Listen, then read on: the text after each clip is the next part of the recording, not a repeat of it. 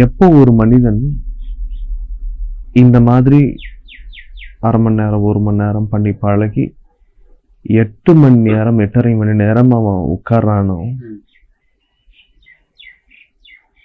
கிரியா யோகத்துல மூழ்கி கிரியாவை கடந்த நிலைக்கு போகும்போது, அது 8.5 மணி நேரம் அந்த இடத்துல வரும்போது ஏற்படும் பொழுது அந்த கிரியா அது தியானமாக உருவெடுக்கும் பொழுது அந்த 8.5 மணி நேரம் அவன் அந்த கிரியா செய்யும் போது அதுக்குள்ள 1000 உத்தம கிரியாக்கள் அடங்கி இருக்கும்.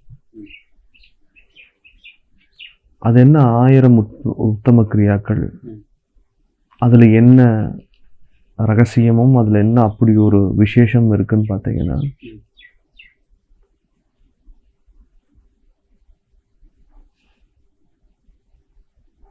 ஒரு மனிதன்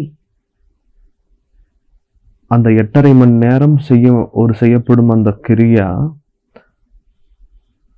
1000 உத்தம கிரியாக்களும் அதற்குள் அடங்கி இருக்கிறது. அப்பொழுது ஒரு உத்தம கிரியா என்பது நீங்கள் அதை கழித்து பார்க்கும் பொழுது சரியாக 69 வினாடிகள் அல்லது 70 வினாடிகளுக்குள் இருக்கும்.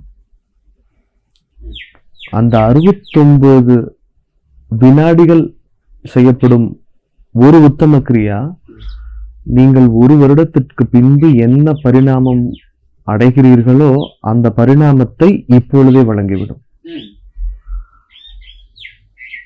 அப்பொழுது 1000 கிரியாக்கள் நீங்கள் அங்கு உத்தம கிரியாக்கள் அந்த 8.5 மணி நேரத்திற்குள் நீங்கள் செய்யும் பொழுது அந்த 8.5 மணி நேரத்திற்குள் அடங்கும் 1000 கிரியா உத்தம கிரியா 1000 வருடங்கள் கழித்து நீங்கள் ஏற்படும் பரிணாமம் அந்த 8.5 மணி நேரம் முடிவில் நீங்கள் அடைந்திருப்பீர்கள் என்று சாஸ்திரங்களும் சித்தர்களும் வகுத்து வைத்திருக்கும் இது ஒரு மிகப்பெரிய பிரம்ம ரகசியம்.